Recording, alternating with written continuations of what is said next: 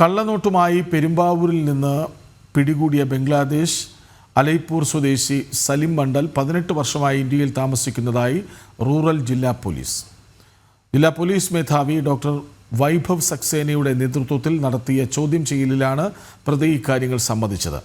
ബംഗാളിൽ നിന്നാണ് ഇയാൾ ഇന്ത്യൻ പാസ്പോർട്ടും ആധാർ കാർഡും എടുത്തത്. പാസ്പോർട്ടിൽ ബംഗ്ലാദേശ് വിസ പതിപ്പിച്ചിരുന്നു. ഇതുപയോഗിച്ചാണ് പ്രതി ബംഗ്ലാദേശിൽ പോയി വന്നിരുന്നത്. രേഷ്മ ബാബു ഒപ്പം ചേരുന്നു. രേഷ്മ പറയും.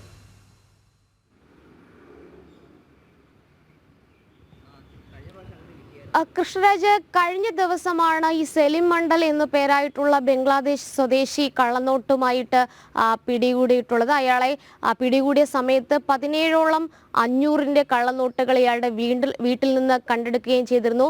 ജില്ലാ പോലീസ് മേധാവി, അതായത് ജില്ലാ റൂറൽ പോലീസ് മേധാവി ചോദ്യം ചെയ്ത സമയത്ത് ഇയാൾ 18 വർഷമായിട്ട് കേരളത്തിൽ താമസിക്കുന്നു എന്നുള്ളതാണ് കണ്ടെത്തൽ. ബംഗ്ലാദേശിൽ നിന്നും ബംഗാളിൽ എത്തി, ബംഗാളിൽ പാസ്പോർട്ടും അതോടൊപ്പം തന്നെ ആധാർ കാർഡും അവിടെ നിന്ന് സംഘടിപ്പിച്ചാണ് കേരളത്തിലേക്ക് കടന്നത്.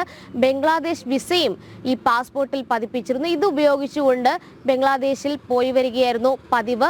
അവിടെ നിന്നും, അതായത് ബംഗ്ലാദേശിൽ നിന്നുമാണ് കള്ളനോട്ടുകൾ കേരളത്തിലേക്ക് എത്തിച്ചിരുന്നത്. ഇവിടെ കേരളത്തിൽ നിന്നും മോഷ്ടിക്കുന്ന മൊബൈൽ ഫോണുകൾ, ലാപ്പുകൾ ഇവയൊക്കെ തന്നെ ബംഗ്ലാദേശിൽ എത്തിക്കും. അവിടെ നിന്ന് വ്യാജ നോട്ടുകൾ ഇവിടേക്ക് കടത്തും.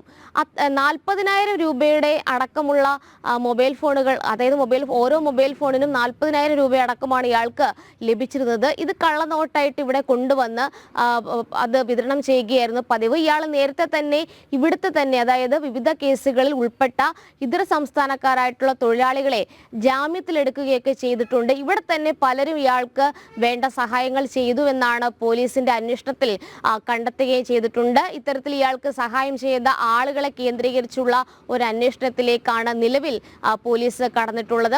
വ്യാജ നോട്ടുകൾ നിർമ്മിക്കുന്നതിന് വേണ്ടിയിട്ട് പേപ്പറും മഷിയും ഇയാൾ ബംഗ്ലാദേശിലേക്ക് കടത്തുകയും ചെയ്തിരുന്നു. എന്തായാലും ഇവിടെ നിന്നും ലാപ്പുകളും മൊബൈൽ ഫോണുകളും കൂട്ടമായിട്ട് മോഷ്ടിച്ച്, അതായത് 50 മൊബൈൽ ഫോണുകൾ ഒരുമിച്ച് കടത്തുന്ന ഒരു രീതിയായിരുന്നു ഇയാൾ പുലർത്തി പോരുന്നത്.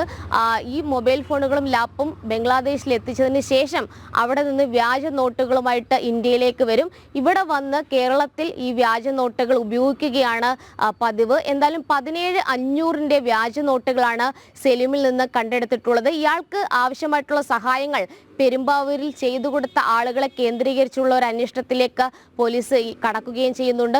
സലിം മണ്ഡലിനൊപ്പം അമ്മ റൊജീനയും ഉണ്ടായിരുന്നു. ഇവരെ അറസ്റ്റ് ചെയ്യുകയും ചെയ്തിട്ടുണ്ട്. മറ്റ് ക്രിമിനൽ പശ്ചാത്തലം കൂടി ഇയാൾക്കുണ്ട് എന്നുള്ള വിലയിരുത്തൽ തന്നെയാണ് പോലീസിന്റെ അന്വേഷണം നീങ്ങുന്നത്. അതായത് നേരത്തെ ഒരു പീഡന കേസിൽ ഇയാളെ അറസ്റ്റ് ചെയ്തിട്ടുണ്ടെന്നാണ് വിവരം. എന്തായാലും ഇത് കേന്ദ്രീകരിച്ചുള്ള അന്വേഷണത്തിലേക്കും പോലീസ് കടക്കുന്നുണ്ട്. കൃഷ്ണരാജ്.